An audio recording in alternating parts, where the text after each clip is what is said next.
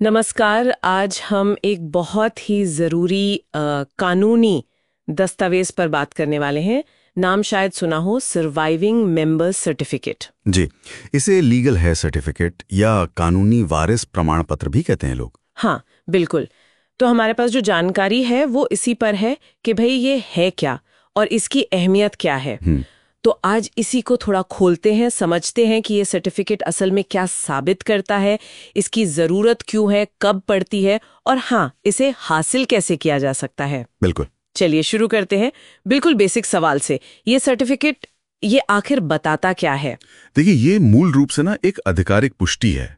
मतलब जानकारी यही कहती है कि ये कानूनी तौर पर स्थापित करता है कि किसी व्यक्ति की मृत्यु हो जाने के बाद उनके परिवार के कौन-कौन लोग जीवित हैं और कौन उनके कानूनी वारिस हैं, उत्तराधिकारी। अच्छा, तो ये सिर्फ एक लिस्ट नहीं है कि कौन जिंदा है, बल्कि ये तय करता है कि वारिस कौन है लीगली। हाँ, बिल्कुल सही।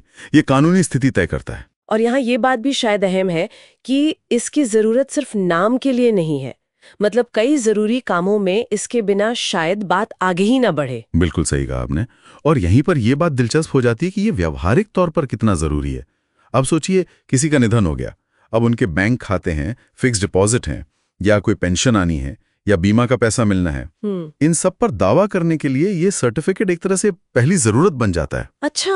और सिर्फ यही नहीं, अगर कोई प्रॉपर्टी है, मान लीजिए कोई फ्लैट है मृतक के नाम पर, हाँ। तो उसे वारिसों के नाम पर ट्रांसफर करवाने के लिए भी अक्सर यही दस्तावेज मांगा जाता है। ओह। और यहाँ तक कि अगर किसी सरकारी दफ्तर में कोई क्लेम फाइल करना है, कोई बेनिफिट लेना है, तो भी ये लग सकता है।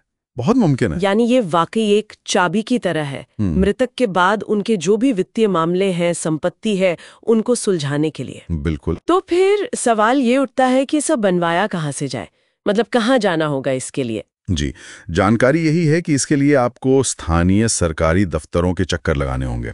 आमतौर पर यह आपके इलाके के तहसील कार्यालय से बनता है, या फिर नगर निगम या नगर पालिका ऑफिस से। अच्छा। कहीं कहीं जिला मजिस्ट्रेट यानी डीएम ऑफिस से भी जारी होता है। और हाँ, कुछ ग्रामीण इलाकों में ग्राम पंचायत भी इसे जारी कर सकती है। ठीक है, तो मतलब लोकल लेवल पर ही बन जाएगा ये। और बनवाने के लिए क्या क्या कागजात चाहिए होते हैं? हाँ, देखिए, थोड़ी कागजी कार्रवाई तो है। एक तो आवेदन पत्र भरना होगा, फिर सबसे जरूरी मृतक का मृत्यु प्रमाण पत्र यानी डेथ सर्टिफिकेट। वो तो होगा ही। जी। फिर जितने भी जीवित वारिस हैं, उन सब के पहचान पत्र जैसे आधार कार्ड, वोटर आईडी और उनके पते का प्रमाण, एड्रेस प्रूफ।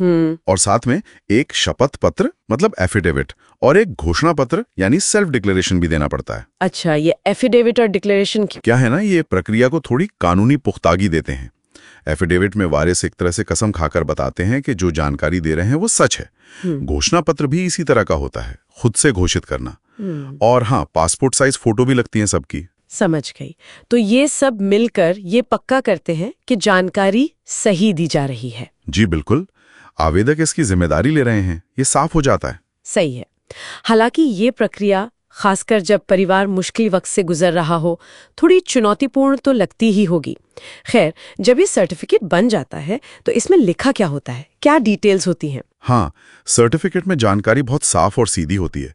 जैसा कि स्रोत बताते हैं, सबसे पहले तो मृतक व्यक्ति का पूरा नाम होगा, उनकी मृत्यु की तारीख होगी। ठीक है। फिर उनके जितने भी जीवित कानूनी वारिस हैं, उन सबके नाम होंगे।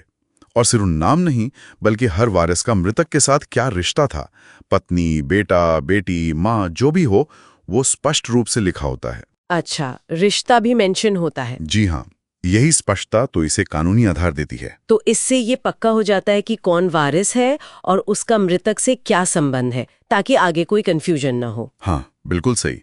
तो अगर हम संक्षेप में कहें तो ये सर्वाइविंग मेंबर सर्टिफिकेट या लीगल हेयर सर्टिफिकेट, ये मृतक के जीवित वारिसों की एक आधिकारिक पहचान है। और जैसा हमने देखा, बैंक के काम हो, बीमा क्लेम हो, पेंशन हो, प्रॉपर्टी ट्रांसफर हो, कई जरूरी कामों के लिए अनिवार्य दस्तावेज है।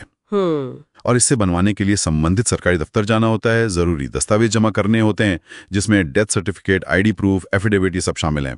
तो कुल मिलाकर ये सर्टिफिकेट वारिसों की पहचान पुख्ता करता है, कई जगह जरूरी है और इसे सरकारी दफ्तरों से बनवाया जा सकता है। प्रक्रिया भी तय है। जी। लेकिन इस पूरी चर्चा और प्रक्रिया को देखते हुए एक सवाल मेरे मन में आ रहा है। जरा सोचिए, जब परिवार दुख में होता है, उस मुश्किल घड़ी में इन सारे कागजात को इकट्ठा करना, ये पूरी प्रक्रिया फॉलो करना, इसमें सबसे आम व्यावहारिक दिक्कतें क्या आती होंगी लोगों को? इस पर शायद हमें सोचना चाहिए।